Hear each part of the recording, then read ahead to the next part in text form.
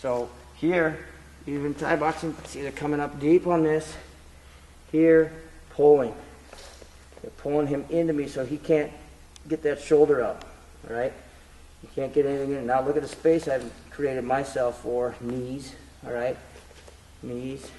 And that's the number one thing in MMA, and I see it, people miss it all the time, is they maybe do it once or twice or 3 times, and then they quit. Kneeing the leg. It's just like, to me, that's not smart. If he's up against this, and I'm controlling him really well here, and I have one leg here, and the guys go 1, 2, and then they stop and they go from here. Well, if I just use my thumb and go 1, 2, 3, 4, it gets old. It gets old pretty fast, all right? And I hit the same spot over and over and over and over. And as long as I'm just resting here like this, I might as well, 1, 2, move around a little bit, 3, move around, 4, 5, 6, 7, 8, 9. Then I get them out here, and all of a sudden I go, see? He's wore out. For those people, this is was a very great example, recent example of wearing out a guy's leg was Aldo Faber. My gosh, it was awesome. That was some of the best fights I've seen, by the way. He honed in on that leg, and what he did is 2 things. When Faber came towards him to punch him, he was always out of the way. He was always out of the way. He wasn't going like this, going, Nope. Every time Faber came in, he'd be out of the way, and then hammered it. Bang! Bang! Bang! Over and over. It got to the 3rd round. When it got to be a 3rd round, I looked at it and I go, oh my gosh, he's still got 5 minutes of the 3rd round, 5 minutes of the 4th round, and 5 minutes of the 5th round of taking leg kicks. And by this time, when it landed, this slap, he was already going down.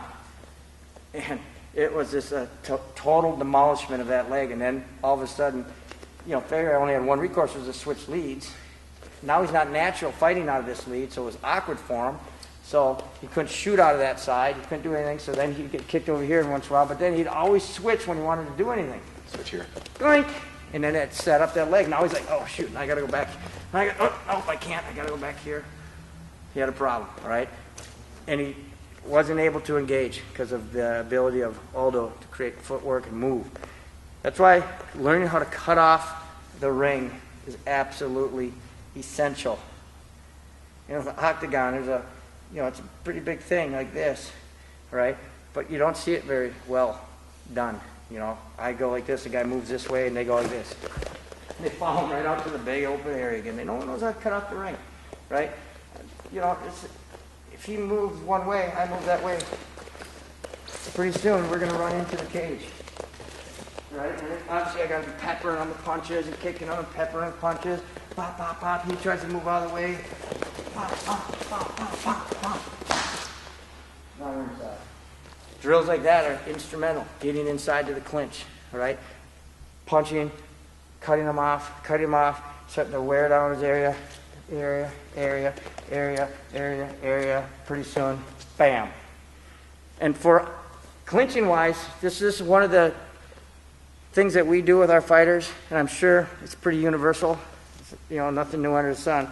But when we're inside the cage, there's always emblems on that go around. There's one big one in the middle, and then all the rest of them go around the outside of the cage. And so you measure that emblem, and basically 1, 2, you're in the cage. So we know if anybody's foot touches one of those emblems, you just rush fast, they go 1 pop, they're against the cage. And that's one of the things that we hone into the guys, that when they're moving around, and all of a sudden, like this is perfect, this little line right here, bam.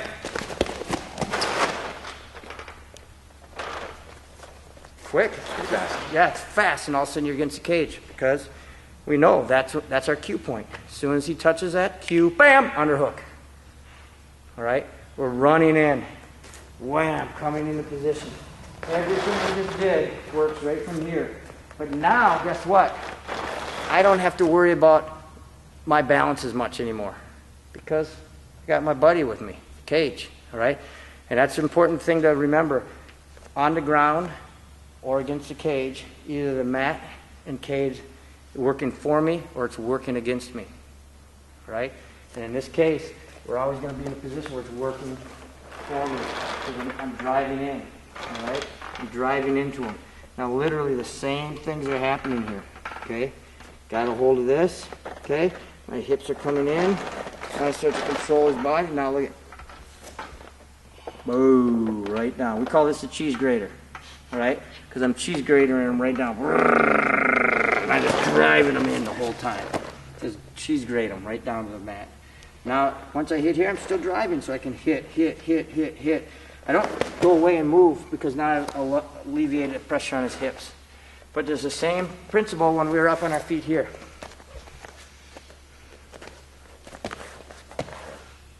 Right? But now when his hips can't move away anymore, and you're pinning them with your hips, right?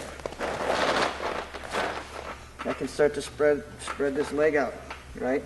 Guys will kick here, they'll spread this leg out here, right? They'll ankle pick from here, they'll knee from here, all right? We go like this, we go into the cage from here. Now he pulls his head up and away. See, now he's got to go against cheese grating again, all right? So we're pushing him in there. So we're doing all this stuff to utilize this cage, all right? I'm here like this. Now when he goes to move his arm, he can't because I got it against the cage, all right? So we use the cage a lot when they clinch, all right? So anytime I got this person against it, I got to make sure his whole body is pressed against it. And I got my balance here, good position, pushing his arms into it, pushing his head into it, using my legs right here. See, there's a lot of nerves right here, driving those in. All these things are going to be totally utilized in the underhook from here. We really favor trying to get to that underhook, right? Which also give us our takedowns. One here. Rip the legs out, take away, all that stuff. So that underhook is so important to get. It's absolutely 100% essential, okay? Underhook city. You guys should be thinking about underhooks, short underhooks, higher underhooks, underhook grabbing the lat, the number one tie position right here, still an underhook. And I'm really using this, all right? Using this position, knees. All that stuff is continually happening, all right? Now, I get to this position. He bends forward really hard to try to fight it, okay? When he does, he's generally going to try to use this leg at the same time, to come forward, which now puts him right into a bad position again, right here. Pulling him forward. Always going to be here. Always going to be here. Always driving him. So the only real way he can start to get out of this is to pull himself away. The more he pulls himself away, if I'm right here, I'll pull my head and I can really launch the knees in here. I can start to come in with our takedown from here, right? Pull himself away, I step back, knock him off balance. Oh, there he goes again. See, it's just a steering wheel effect. It is a dominant position. You start to control that position and you can really steer a person around. It's just very hard for that person to escape, right? To escape, they have to expose themselves. Expose themselves, good for me all day long.